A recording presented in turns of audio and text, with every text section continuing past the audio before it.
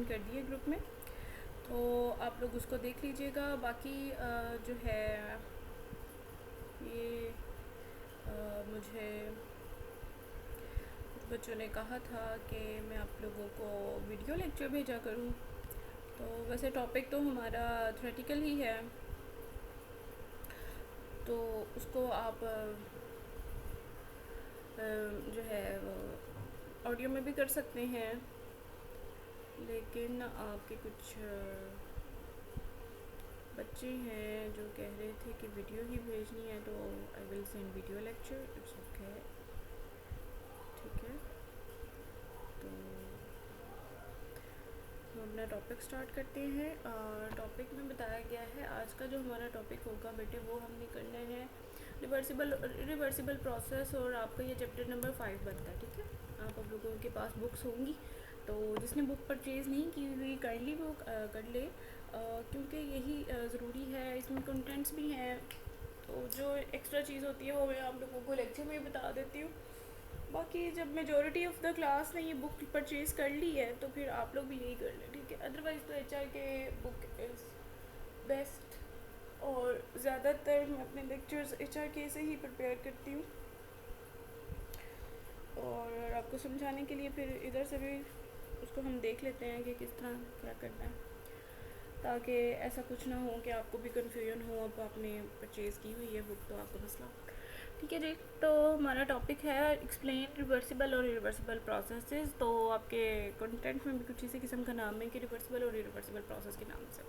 तो सबसे पहले हमारे पास है जी रिवर्सिबल प्रोसेस। रिवर्सिबल प्रोसेस किसी भी ऐसे प्रोसेस को कहते हैं जिसमें हम कुछ चेंजेस करते हैं। अब चेंजेस कैसे कर सकते हैं? कुछ डिफरेंशियल चेंजेस करते हैं, उसकी कंडीशंस को चेंज करते हैं, लेकिन आप अपने उसी प्रोसेस को रीट्रेस कर सकते हो। ठीक है, रीट्रेस करने की भी कुछ खास कंडीशंस होंगी, तब भी वो रिवर्सिबल होगा। अदरवाइज़ वो अपनी इनिशियल कंडीशन पे ओरिजिनली वैसे ही वापस नहीं आएगा, बिल्कुल वैसे ही का वैसे दोबारा वापस आ जाए ऐसा नहीं होगा। आप कुछ प्रेशर और वॉल्यूम के लिए स्मॉल चेंजेस करोगे उसमें, फिर ही वो आएगा, अदरवाइज़ वो ऐसा दोबारा से रिट्रेस नहीं किया जा सकता। इसकी एक्सप्लेनेशन में इन्होंने बताया हुआ है कि आपके पास एक गैस सिलेंडर हो जिसका पिस्टन मूवेबल होना चाहिए। ठीक है, अब उसके वेट को आप लोग चेंज कर सकते हो, और पिस्टन कुछ इस तरह लगा हुआ है कि आप कभी खुद से ही वो अप हो सकता है और वो खुद से ही डाउन हो सकता है। ठीक है, इस कंडीशन में होना चाहिए।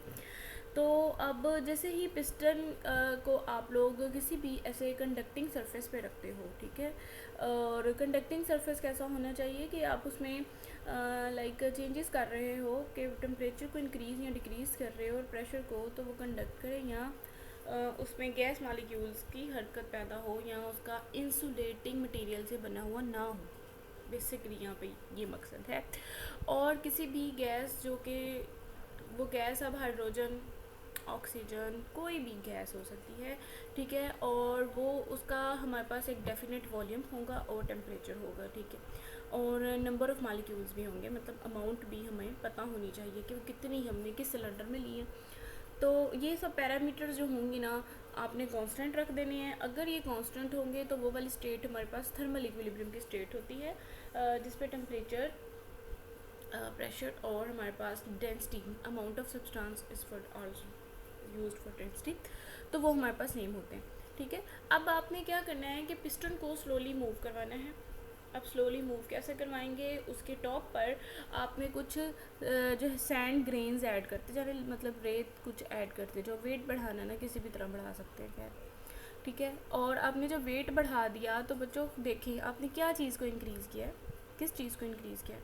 आपने उसके प्रेशर को ऊपर, प्रेशर लेवल को इंक्रीज़ किया है ना। ठीक है, अब जब आपने उसके प्रेशर को इंक्रीज़ कर दिया है, तो बच्चों मुझे बताएं कि आपके पास प्रेशर और वॉल्यूम का क्या रिलेशनशिप होता है? बॉयल्स लॉ के अकॉर्डिंग हमारे पास कोई इन्वर्स रिलेशनशिप होता है ना, तो उसकी वॉल्यूम में भी चेंजेस आएंगी। ठीक है, और बाकी पैरामीटर्स में भी चेंज होंगे। बाकी पैरामीटर्स भी वक्त टाइम के साथ जैसे जैसे आप इंक्रीज़ कर रहे हो वैसे वैसे उन सब पैरामीटर्स में भी चेंजेस आएंगी। अगर आप थोड़े से उसके ऊपर सैंड को गिराते हो, थोड़ी सी रेत को ऊपर गिरा रहे हो, ठीक है, तो उसके वॉल्यूम में थोड़ा सा डिक्रीज़ आ जाएगा।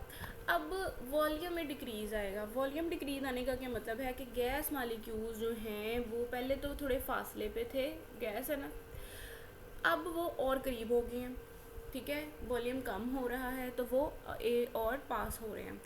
अब जैसे ही वो आपके पास करीब हो रही हैं, लेट्स सपोज आपके पास ये एक गैस सिलेंडर है, इसमें ये आपकी इनिशियल स्टेट थी। अब आपने प्रेशर को बढ़ा दिया। प्रेशर को बढ़ाने के बाद I will mark with green, आपका कुछ वॉल्यूम था वो, सॉरी अगर ड्रॉ करने में हो रहा है, अब आपका वॉल्यूम ये है, ठीक है, दिस इज़ बिफोर और this is after increasing some sand grains on the piston. आपका प्रेशर में ये स्मॉल चेंज आया है, ठीक है, ये वाला ही आया है, इतना सा चेंज आया है वॉल्यूम में, सॉरी आपके वॉल्यूम में ये स्मॉल चेंज आया है। स्मॉल चेंज आने से क्या होगा, गैस मालिक्यूल्स जो हैं वो एक दूसरे के करीब करीब हो जाएंगे, ठीक है, जितने वो करीब हो जाएंगे आपस में ज़्यादा टकराने की प्रोबेबिलिटी हो जाएगी कि आपस में वो एक दूसरे को ज़्यादा कांटेक्ट में हैं, ठीक है, उनकी क्लाइन रेट जो है वो इंक्रीज़ कर जाएगा। तो बच्चों जब हमारे पास क्लाइन इंक्रीज़ कर जाती है तो अब मूव वो ज़्यादा तेज़ी से कर रहे हैं, ठीक है, क्लाइंस क्या क्या कर दिया, क्लाइन आपकी एनर्जी को एक एनर्जी से दूसरी, एक मालिक्यूल की एनर्जी को दूसरे मालिक्यूल की एनर्जी में कन्वर्ट करती है, अपनी एनर्जी को दूसरे को दे देते हैं। अगर नहीं भी देते तो सेम ही अगर एनर्जी से भी रह रही हैं तो आपके मोमेंटम में इससे थोड़ी बहुत आपके पास जो हैं वो चेंजेस आती हैं। अच्छा, अब एनर्जी जो होती है वो कौन सी एनर्जी होती है, हमारे पास काइनेटिक एनर्जी होती है, ठीक है, गैस मालिक्यूल्स की ट्रांसलेशनल काइनेटिक एनर्जी होती है। हमने पहले देखा हमारे पास अगर 2D में देख रहे होते हैं तो साथ में रोटेशनल एनर्जी भी रोटेशनल एनर्जी भी आ जाती है, और अगर हम 3D में देखें तो हमारे पास जो है कुछ वाइब्रेशनल एनर्जी की भी टर्म्स आ जाती हैं, और सारी काइनेटिक एनर्जी के साथ ही होती हैं। और क्यों ऐसा होता है ये हम इसको बहुत डिटेल में डिस्कस कर चुके हैं, ठीक है। अब एनर्जी का डायरेक्ट रिलेशनशिप होता है आपके एब्सोल्यूट टेम्परेचर के साथ। ये हमने काइनेटिक इंटरप्रिटेशन ऑफ टेम्परेचर वाले टॉपिक में देखा था, ठीक है। तो आपके पास की kinetic energy is directly proportional to the T⁻⁴ ऐसा ही था, ऐसी ही कुछ टर्म्स थी।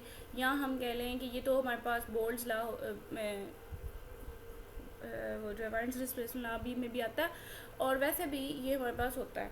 ये आप अपने पिछले टॉपिक्स देख लीजिएगा तो आपको दोबारा से वो सारा समझ आ जाएगी। अब मेन सारा इस डिस्कशन का क्या मेरा था कि मैं इसको क्यों आपको रिवाइज़ कर रहा हूँ। मैं बताना चाह रही हूँ कि आपके वॉल्यूम में चेंज आया तो आपके वो जो है गैस मालिक्यूल्स करीब हुए, गैस मालिक्यूल करीब हुए तो आपके टेम्परेचर में वो किस तरह असरअंदाज हो रहा है, मकसद ये है, ठीक है। आपने जब ये स्लाइटली चेंजेस करनी है, अब्रप्टली नहीं करनी कि आपने सडनली इतनी ज़्यादा उसके ऊपर सैंड गिरा दें वो बिल्कुल ही दब जाए, ठीक है, तो आप इस प्रोसेस को रिवर्सिबल प्रोसेस नहीं बना पाएंगे। आपने थोड़े थोड़े बहुत स्लाइटली जो है एक कंडीशंस के साथ बहुत स्मॉल चेंजेस करनी है, ठीक है। अब आपने मज़ीद उसके ऊपर सैंड गिरा दिया, मज़ीद आपने जो है आपने अब आप हीट चेंज कर सकते हो, ठीक है, प्रेशर इंक्रीज़ कर दिया है। अब हम हीट में थोड़ा सा टेम्परेचर को बढ़ा देते हैं। बढ़ाना भी ऐसे नहीं है कि आपने जी उसके ऊपर उसको जल्दी से ही बहुत ज़्यादा 500 केल्विन या इतना टेम्परेचर दे देना, आपने स्मॉल चेंजेस करनी है, थोड़ा सा टेम्परेचर देना है। जब आपने स्मॉल वॉल्यूम को इंक्रीज़ करवाया और स्मॉल टेम्परेचर को इंक्रीज़ करवाया तब जो है आपके पास आपका कुछ वॉल्यूम है वो अब इस स्टेट से लेकर अब वो थोड़ा और ज़्यादा डिक्रीज़ हो जाएगा, लाइक आप कह दो कि हाफ हो जाएगा, ठीक है। मैं इसको कर देती हूँ आपको। पहले यहाँ था, इसमें थोड़ा सा चेंज आया और अब मज़ीद जो है वो इतना हो जाएगा। चेंज करने में क्या है, खैर मकसद है कि अब हाफ हो जाएगा, ठीक है। और कंटेनर दोनों एक जैसे ही बनाने हैं मेरे से ज़रा, क्योंकि कंप्यूटर पे ड्रॉ करना पड़ता है तो इस वजह से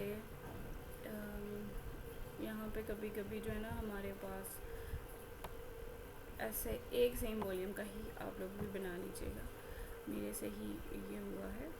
तो खैर अब आपने इनका वॉल्यूम हाफ कर दिया कि जितना इसकी आधा तक पहले कुछ था और अब हाफ चेंजेस आ गई हैं। तो कैसे करने से हाफ चेंजेस आई हैं हमारे पास जो है थोड़ा सा वॉल्यूम टेम्परेचर इंक्रीज़ किया और हमने फिर थोड़ा सा प्रेशर पहले इंक्रीज़ किया था। तो और कंडीशंस क्या होती हैं हमारी इक्विलिब्रियम कंडीशंस थी, ठीक है। इस चीज़ों को मद्देनज़र रखना। अच्छा जी, ये जब हमने चेंजेस किया तो जब हम इसकी पीवी डायग्राम बनाएंगे, ठीक है, तो वो नेक्स्ट आगे दी हुई होगी। तो आपके पास जो है वॉल्यूम जो है सेम अमाउंट के साथ और सेम अमाउंट के साथ अगर हम हीट को दोबारा से दे देंगे जितना हमने वॉल्यूम डिक्रीज़ किया था हम उतना ही इंक्रीज़ कर देंगे, ठीक है। जितनी हमने हीट दी थी अब हम उसको रिमूव करवा लेंगे। तो आपके पास अगर इस तरह आप वही वाली कंडीशंस लगा के स्मॉल चेंजेस के साथ तब आप करोगे तो आपके पास जो आपकी ओरिजिनल स्टेट को आप दोबारा से रीगेन कर सकते हो, ठीक है। और जब ओरिजिनल स्टेट रीगेन हो जाएगी तो उस प्रोसेस को हम नाम देंगे रिवर्सिबल प्रोसेस का। इसकी डेली लाइफ से आपने मुझे कुछ एग्जांपल जो हैं वो खुद बतानी है कि रिवर्सिबल प्रोसेस आपने कहाँ होते देखा है।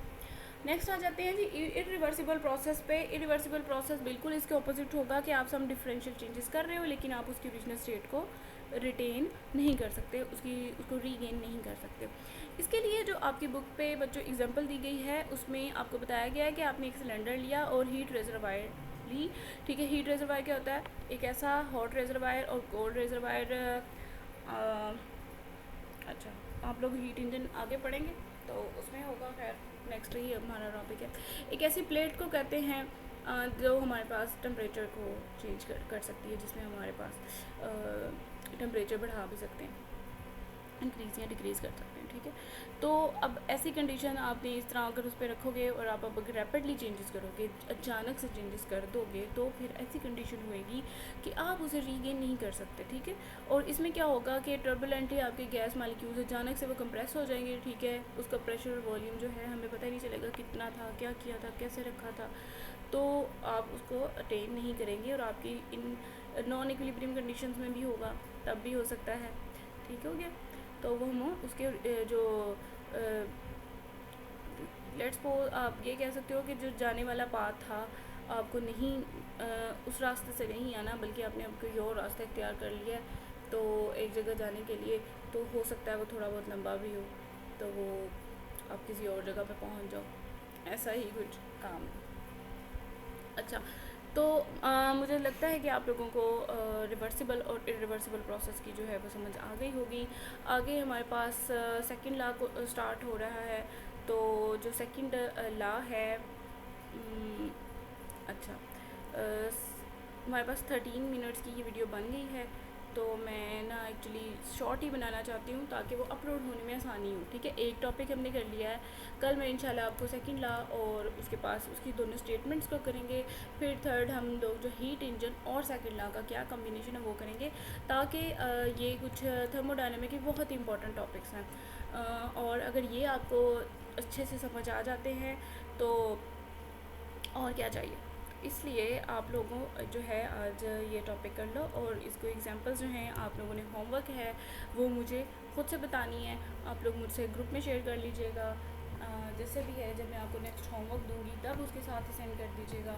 तो ये आपका काम है और इसके साथ साथ बच्चों जो भी एक्सरसाइज में न्यूमेरिकल्स हैं वो आप लोग साथ साथ करते रहा करें, साथ साथ शॉर्ट क्वेश्चंस करते रहा करें क्योंकि पेपर्स में आप लोगों को न्यूमेरिकल्स और शॉर्ट क्वेश्चंस दोनों आने होते हैं, ठीक है। तो एंड में मैं भी देखूंगी कोई ऐसा होगा टॉपिक से रिलेटेड तो मुश्किल होगा, जो थोड़ा टफ होगा वो आप लोग मुझे बता दीजिएगा, मैं आप लोगों को सॉल्व करवा लूँगी। अदरवाइज़ सारे सॉल्व न्यूमेरिकल्स आपकी बुक में होते हैं तो इसमें कोई इशू नहीं है कि आप उसको कर नहीं सकते, इतना हमारे पास है।